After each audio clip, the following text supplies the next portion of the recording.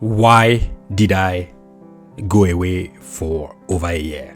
And many people who didn't even know these opportunities existed might be able to just use it on their own and succeed. I don't think I owe it to anyone, but I think it's kind of a voluntary obligation that someone in my position needs to have.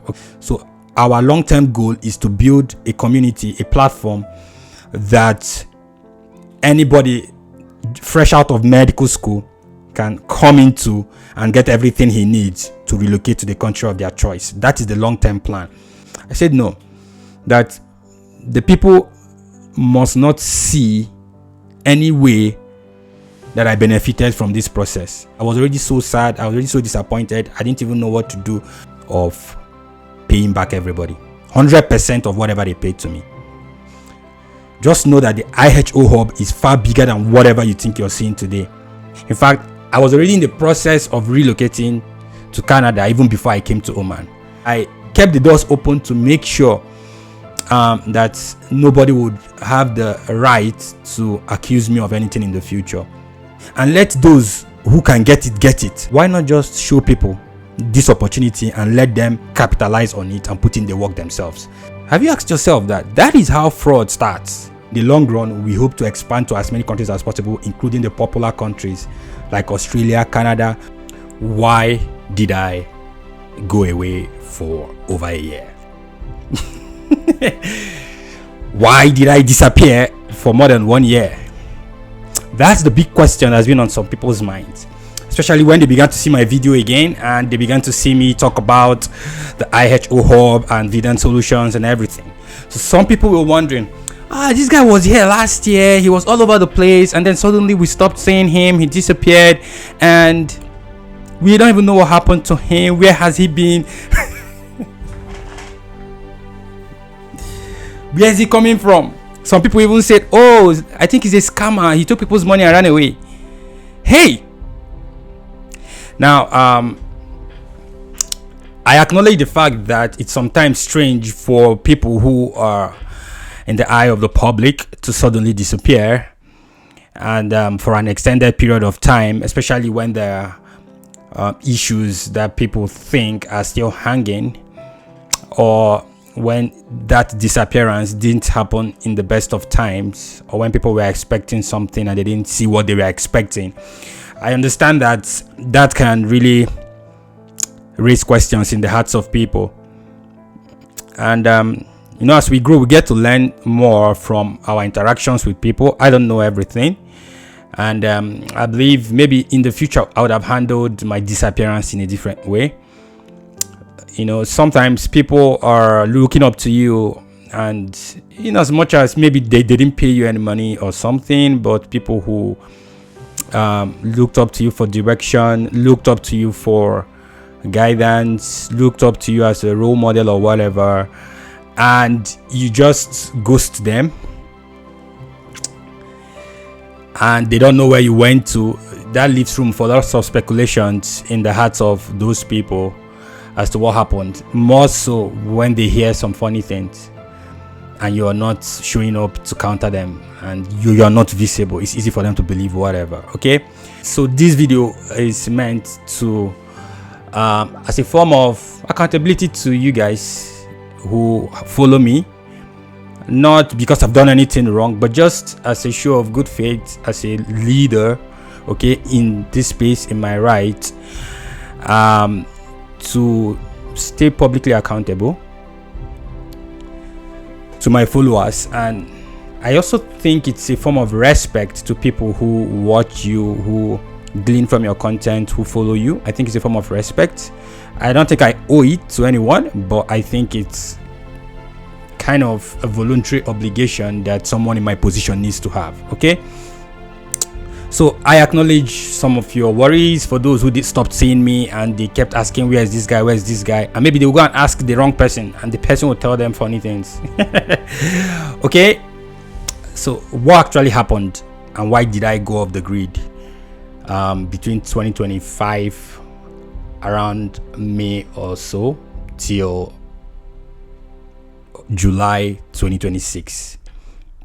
So here's what happened. In 2025, In fact, before 2025, we had spent over a year, close to 2 years, prospecting a recruitment deal for Oman. And we had put in so much, invested so much time, money, effort, resources, relationships, all kinds of stuff. We had built a community. In fact, the communities that we have today, we are built around that. Okay. And things started falling into place. Around October, November in 2024. And so I built up the anticipation of my audience, which includes you and other people who might be watching me. And then people actually got ready for a recruitment activity, all of which were valid and real and true. In January 2025, my business partner in Oman at the time sent me a message that the recruitment contract deal that we were bidding for had been approved. And everybody celebrated. I think it was around 18th of January or so. We celebrated and all that.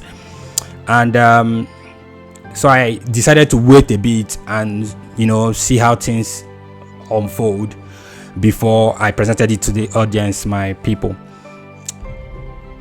So that took us another 1 month to get to the point where he was confident enough to tell me to go and start mobilizing people.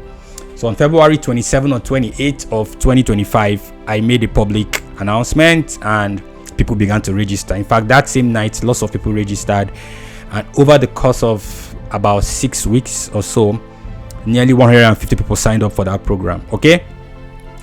Now, at the same time this was happening, I had already been preparing to leave Oman since I arrived Oman. Okay.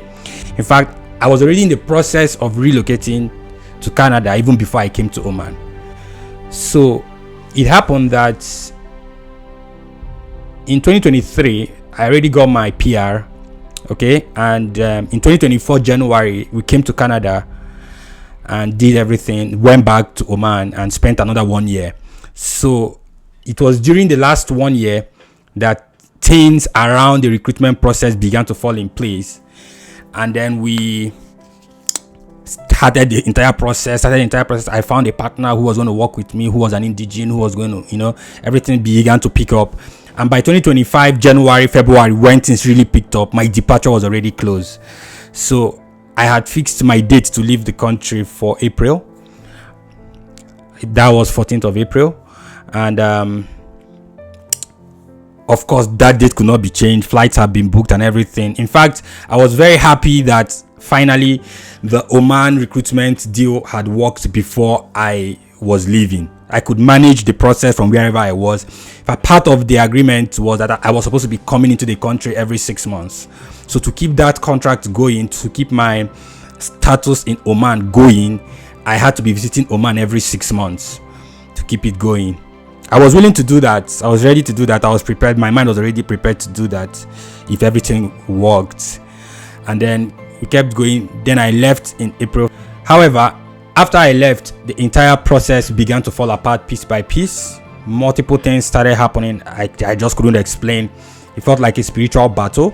Firstly, a relative of my partner became very sick, someone very close to him, which impacted on his mental health. He stopped being really available. Communications slowed down. Everything dragged on. He just disconnected. He was emotionally distraught.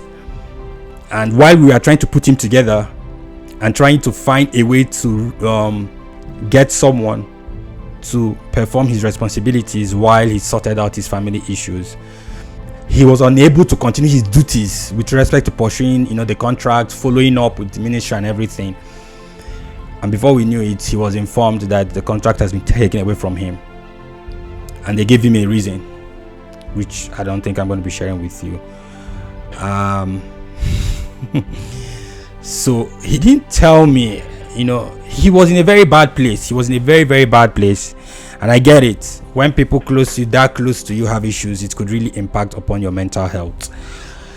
He was in a very bad place. He couldn't really fight it. He couldn't really pursue it.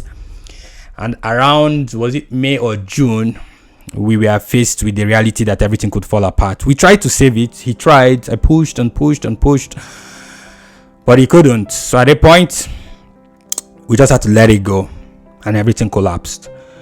Now, during all of this process, people say that I ghosted the general group.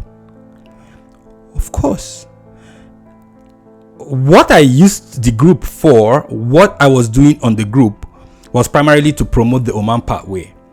In fact, the name of many of the groups we created then was about Oman. It was purely Oman, okay? And why should I keep talking about something that is failing? Have you asked yourself that? That is how fraud starts.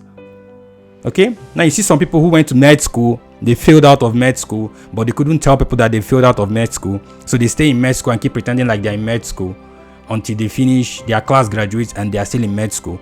That's how fraud starts.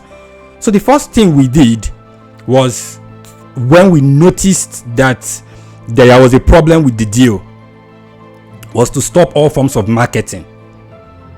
But that was not the time to come to announce to people that, oh, our deal is falling apart and all of those things, because it had not fallen apart yet. But the moment we noticed there was an issue, we stopped all forms of marketing, which is what any person with integrity is supposed to do. Hello?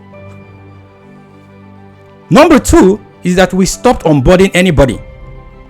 So I think the last person we onboarded voluntarily was around 14th of April or so to say, which was around the time that I relocated.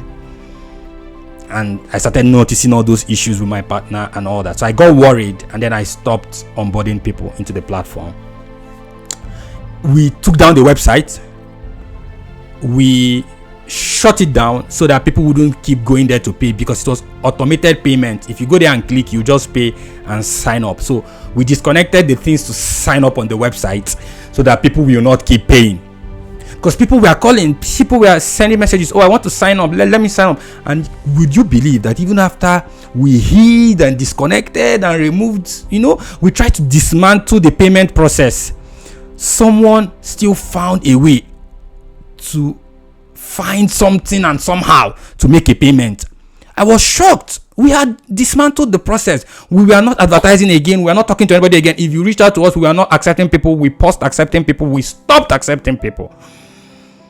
But this guy found a way. I don't know how he did it. And paid. I was shocked. I called my IT manager and said, hey, what happened? How come was someone able to pay despite what we had done? Of course, we didn't take down the entire website because our website is used for other things. So, but the point where you could sign up for the Oman pathway, we disconnected it and tried to dismantle it. And this guy excavated, and people stopped paying. Clearly, they couldn't even pay. He found a way to pay. And when I confronted my IT manager, he checked and checked and checked and checked, and he finally, in fact, he scattered everything more and more and more. Okay?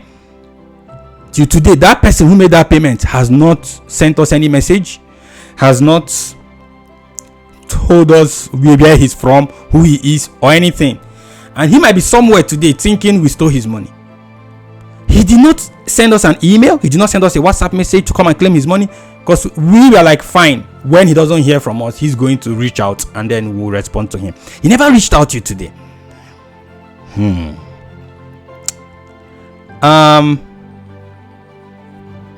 So we dismantled the payment system. We dismantled everything that was advertising the process and everything, or the pathway.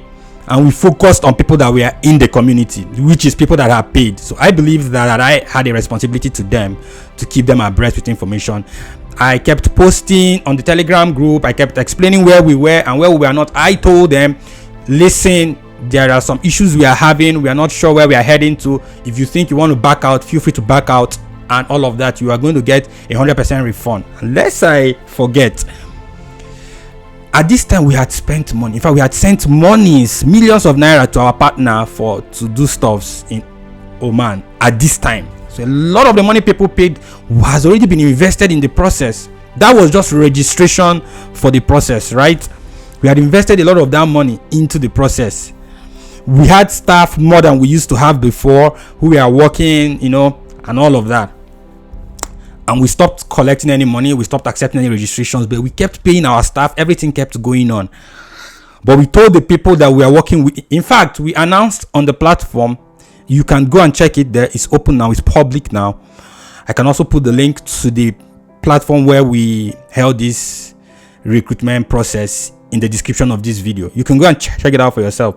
We announced at some point that if you are yet to do any part of the recruitment process that will cost you money, like your data flow, writing your Pearson VUE exam, we told everybody to stop every part of the process that still costs money. And this was when we are still figuring out what was wrong with the process. We told all of them to stop anything that's going to cost them money. They should stop. If it's not cost them money, fine. If you already paid for your exam, write it. But if you're yet to pay, if you're yet to do data flow, if you're yet to do anything that's going to cost you money, stop. So these were multiple layers of precautions we took to reduce the losses and the damage that a falling apart of the contract was going to cause. And then our people all stopped. Some people reached out. They had already paid for the exam. The exam was closed, but I said, go and write the exam. Okay. We gave them various advices depending on where they were at the time and all of that. So when it became clear that the process was not going to continue again, we made the announcement that people should come and collect their monies. Now, while all of this was happening, I was in a very precarious state of my life. I was transiting. I had resigned my jobs in Oman. I didn't have any job. My wife didn't have any job at the time. So I had already decided that I was going to quit medicine, right? So I believe I have what it takes to be an entrepreneur. And my heart was set on doing that. So I didn't bother about the medical processes and all of these things they do to practice in Canada. I already decided that I was going to do business full time when I get to Canada. So I was in that phase where I was transiting from clinical practice to becoming a full-time entrepreneur, transiting from Oman to Canada, moving my kids and my entire family from one continent to another, trying to get to know what works and what doesn't work in Canada, trying to settle down, trying to find house, find this, all of these things, trying to make a living when all of this was falling apart. But we still kept in touch with everybody that had paid to us on the platform, GPs, nurses, specialists.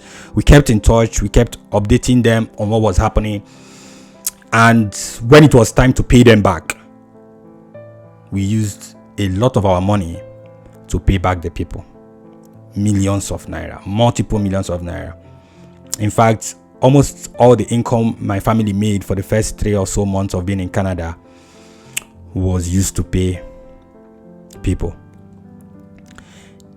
The registration fee was non-refundable because it was supposed to be used the way it was used, to run the process, get people onboarded, and all of that. So it was non-refundable. But when this happened, I felt very bad that it happened. I was very sad for the people who had keyed into it, because beyond what they even paid us, they had spent much more money than that. Some of them have spent lots of money.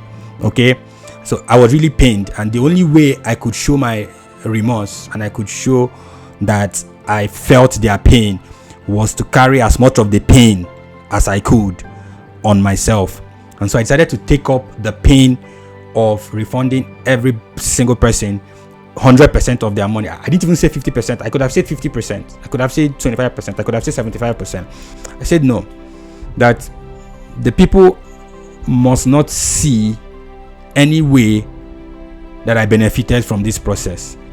I decided that I wasn't going to let anyone who decided to scrutinize this process in the future find any way or any point he could say that I benefited from this process.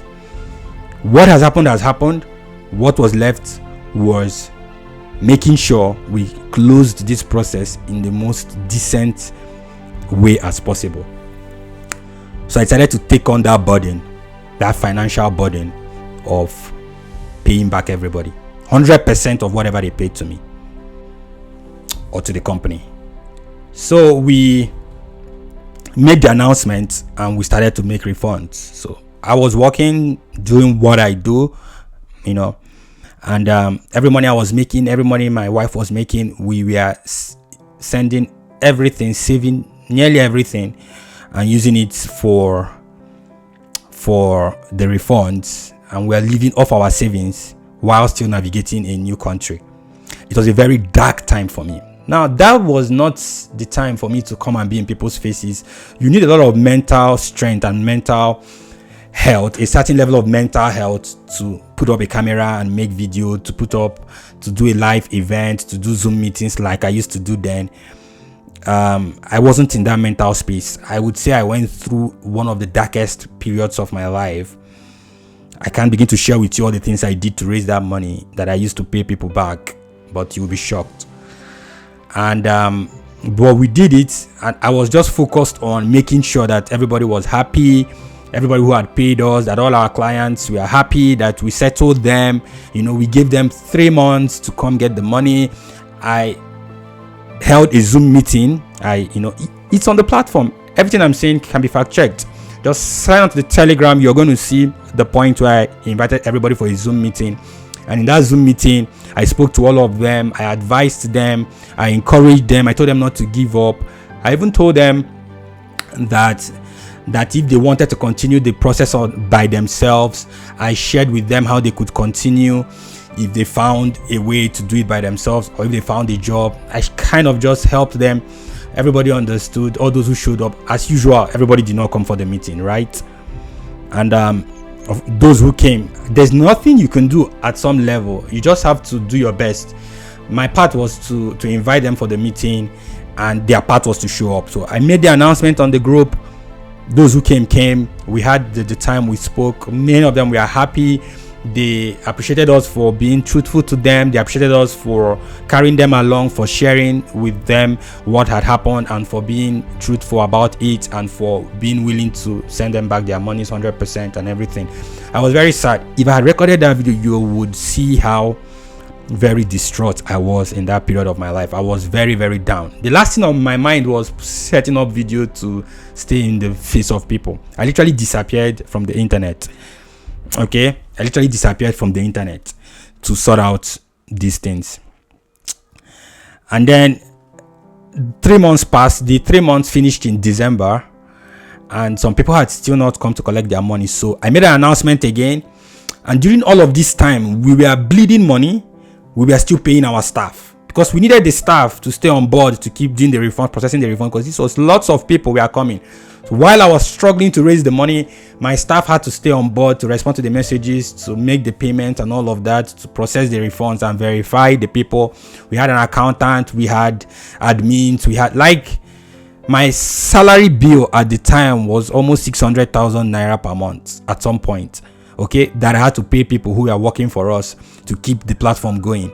And we kept the platform going for a long time, making refunds. We are losing money, we are paying back people, and I was still bleeding money. But I kept the doors open to make sure that nobody would have the right to accuse me of anything in the future. I knew that money can always be made back, but if you lose your integrity, you cannot get it back. In fact, the only reason why I could come back is because I kept my head above the water. I didn't let the financial losses to make me do anything stupid. Okay, so the fact that we're able to keep our head above the water was what gave us the confidence to come back now. So when that time passed and we made all the payments between December and February 1, we told everybody who was left to come back. We told them, hey, your time to collect 100% had passed. We are going to be giving you only 50% if you come now, between now and February 1. But after February 1, we are shutting this down, and we had to let go of the staff. Okay, so we had to do that, and because we kept paying our staff, we can't just keep the staff for so long.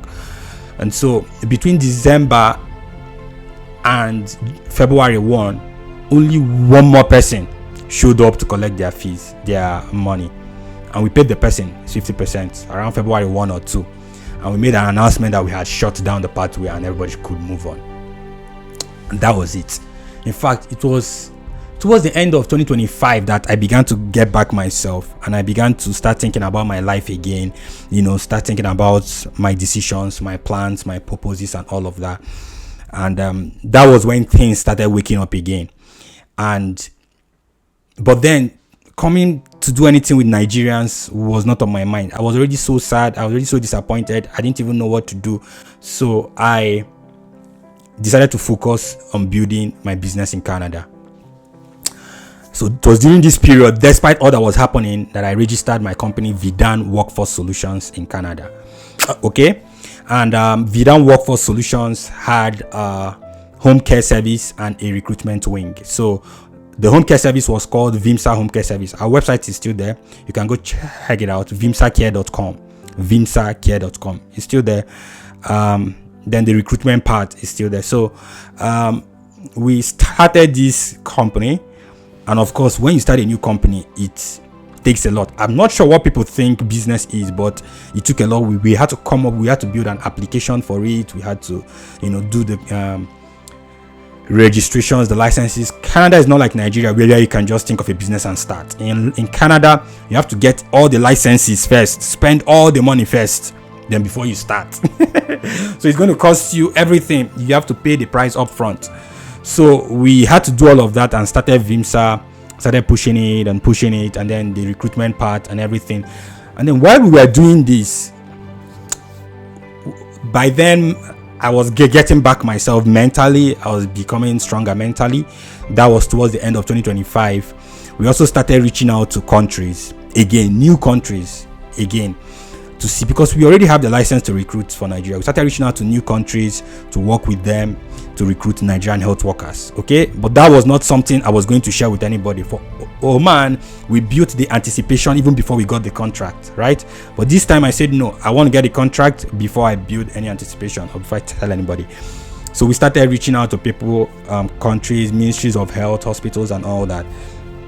And we've gone very far with so many of them. But if you know what recruitment and government contract is like, you already know that it's not something you get in 6 months or 4 months. No.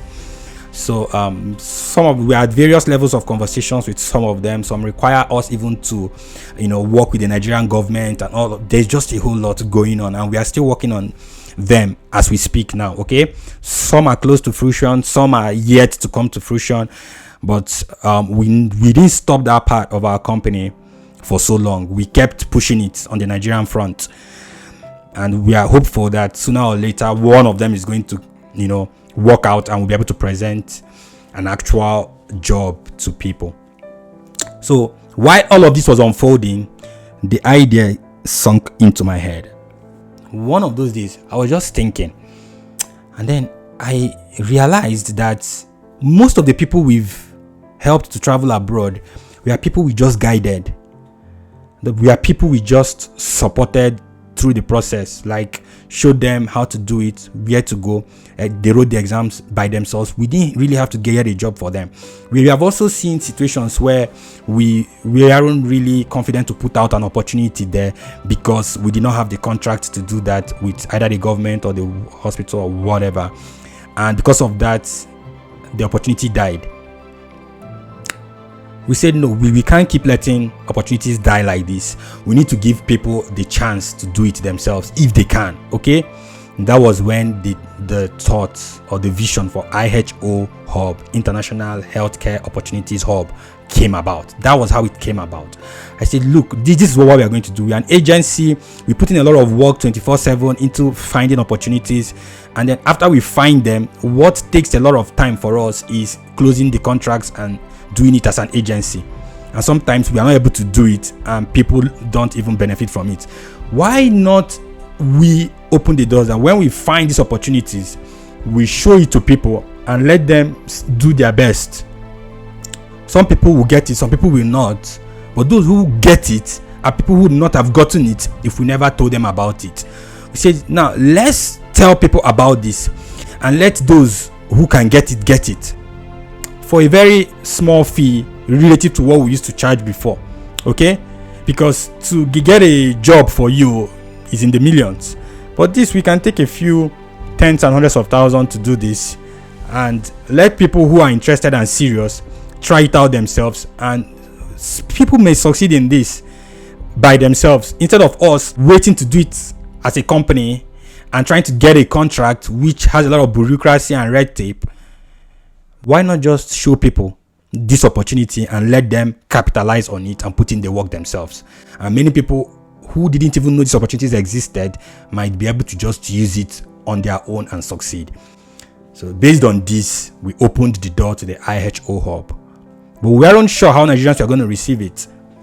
And so we decided to sell it first and see whether anybody was going to be interested or not.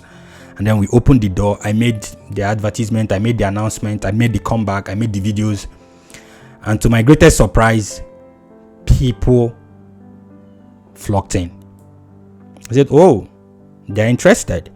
So I went back to shoot the videos.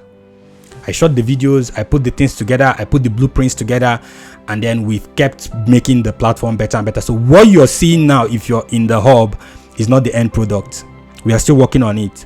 Many things are yet to come. Many things are still yet to come. So but I didn't want to build everything and then call people when I wasn't sure if they were going to come or not. So we got the blueprint, and then we announced it and people joined. And then that was why, if you notice, we put the launch date for 7th. That will give me 2 weeks to put everything together, and people will be able to use the opportunities we already have at hand. But a whole lot more is still coming. A whole lot more is still coming. And I'm having to navigate all of that with my life in Canada, my business in Canada, and all of that. So it's actually a whole lot. And that might explain why most of my videos have been targeted and precise and straight to the point. But hopefully I'm going to free up some of my time to build in a lot more value into the Iho-Hub, so that everybody who comes in will have all they need to really get forward. So that's what the disappearance, in quotes, was about. But unfortunately, some people who did not know this took it the wrong way. Now I'm telling this story in retrospect. I've been through that, I've overcome that part of my life. But when I was going through it, I wasn't in the right frame of mind to tell you this kind of story. Okay, I still believed it was something I should tell in the future, and I stayed accountable to everybody who I had responsibility towards. Maybe we would have managed the general platforms differently. Maybe I should have put out an announcement at some point. That's where I believe growth has shown me that now. Okay, but anything you hear or you heard about running away with people's money, disappearing, it's a complete fallacious statement. Now, every person who registered for the Oman pathway did not come to collect their monies, despite giving them nearly 6 months window to do that. Everybody did not come. Some people said they just left it. We don't know why. We made an announcement, and every single person who showed up was refunded. Okay, and 99.9% of everybody who showed up was given 100% of their money. I think it's just one person that got 50%, because he's the only person that came between December and February 1 when we put out the last announcement. Okay, and so it's all good. We can put the past behind us now and move forward. My long-term goal is for International Healthcare Opportunities Hub to be a long-lasting platform that will last over years, and by the grace of God, we believe He has given us the wisdom to do that. A lot of growth has happened too in the time that I was not with you guys. I have literally reinvented myself, and I think I'm a new person now, and I'm giving my entire time and life to helping healthcare practitioners to relocate, literally. Okay, so we do this at very high levels in Canada.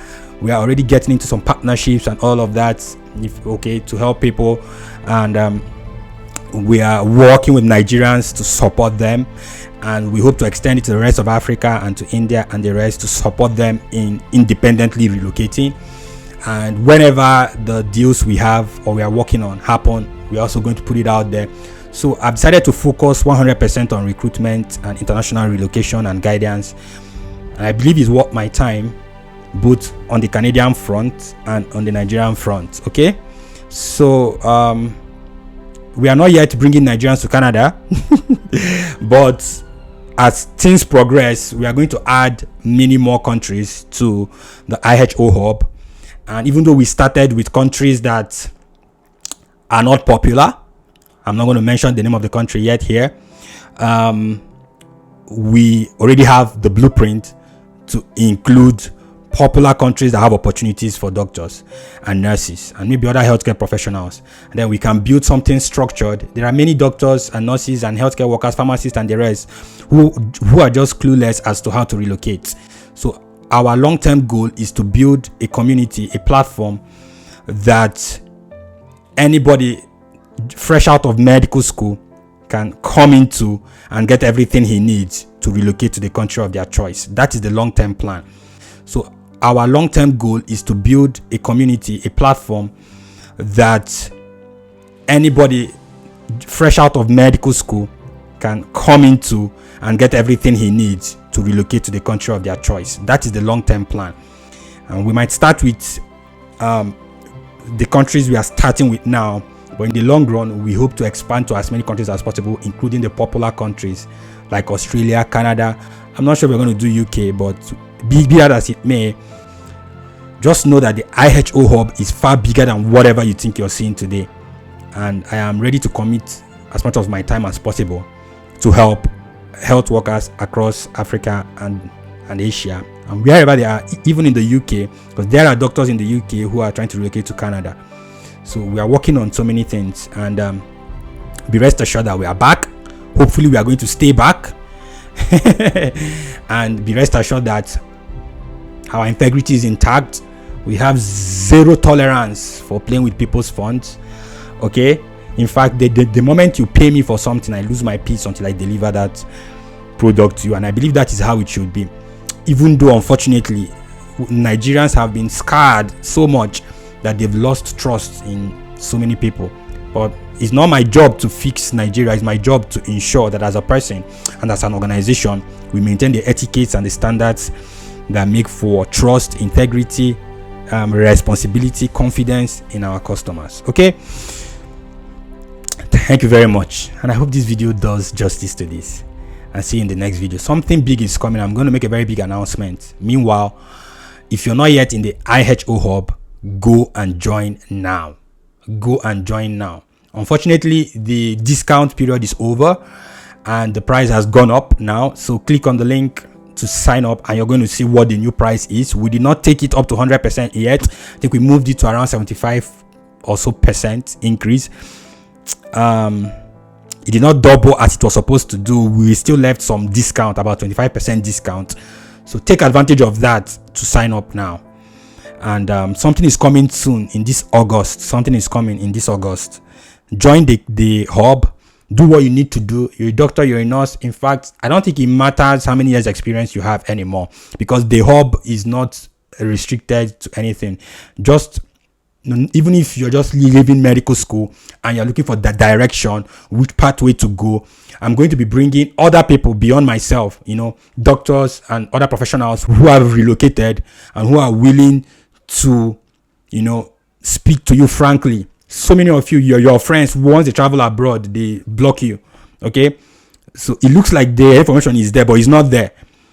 So we are going to make the hub a place that democratizes relocation information. So rather than just jumping around the internet, seeing this and that, being confused, you can come and hear from people who have done it. And even in countries like Canada that you think there are opportunities in Canada or pathways you could use in Canada that many people still don't know.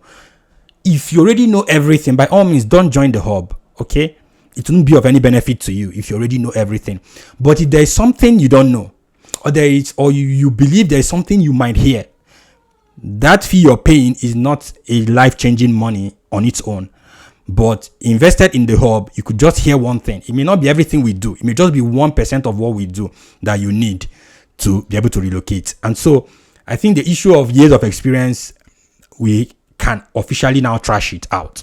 So join the hub if you want to stay abreast with relocation information. You may not find what you're looking for immediately, but be rest assured that we are going to continue improving upon the hub, and sooner or later, you're going to get value for your money. Thank you very much, and have a good day. Bye-bye.